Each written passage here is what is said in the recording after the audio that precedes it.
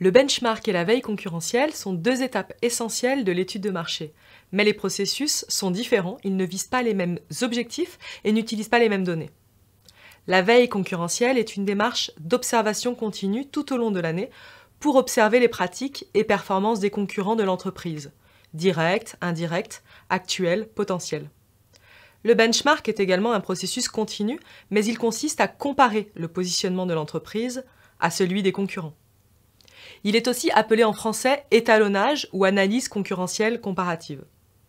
Le benchmarking se différencie de la veille concurrentielle par son approche directe et par la réciprocité des échanges d'informations. L'objectif du benchmark est au final d'analyser et faire ressortir les meilleures pratiques de vos concurrents afin de les intégrer en les adaptant à votre stratégie marketing. Il existe principalement 4 types de benchmark. Il peut être interne, réalisé au sein de l'organisation, avec pour objectif d'analyser et comparer en interne des concepts, des méthodes, des outils ou encore des process. On trouve aussi le benchmark concurrentiel ou externe. C'est ici une recherche des meilleures pratiques chez les concurrents directs. Très utile lorsque l'on veut rattraper ou imiter ses concurrents. Le benchmark fonctionnel est quant à lui une comparaison de fonctions similaires chez des entreprises non concurrentes du même secteur. Cela permet de profiter de l'excellence d'un processus d'un autre acteur. Le 4e type de benchmark est générique. Il s'agit d'observer, analyser et comparer les meilleures pratiques des organisations ayant des méthodes de travail et des processus similaires. Au moment de la réalisation du diagnostic, la personne en charge du projet choisira le benchmark le plus approprié, sachant qu'il peut en combiner plusieurs en fonction de la problématique. Réaliser un benchmark est une démarche spécifique qui se décompose en 5 étapes. Cela passe d'abord par une phase de préparation ou d'auto-évaluation qui correspond à un diagnostic de votre entreprise. Vous déterminez alors le type de benchmarking à mettre en œuvre ainsi que les acteurs et partenaires envisagés.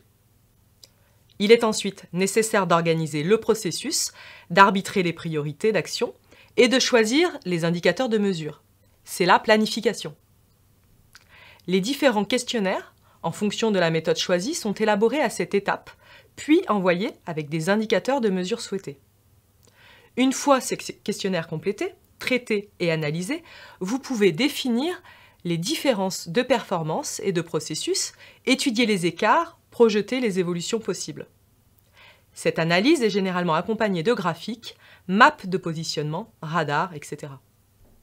À partir des résultats obtenus, vous pouvez positionner votre entreprise par rapport aux concurrents et intégrer en interne les écarts de performance ainsi que les axes d'évolution.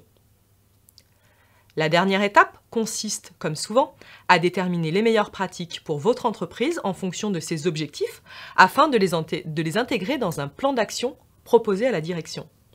Le plan peut être réévalué, adapté, pour faciliter son intégration en interne.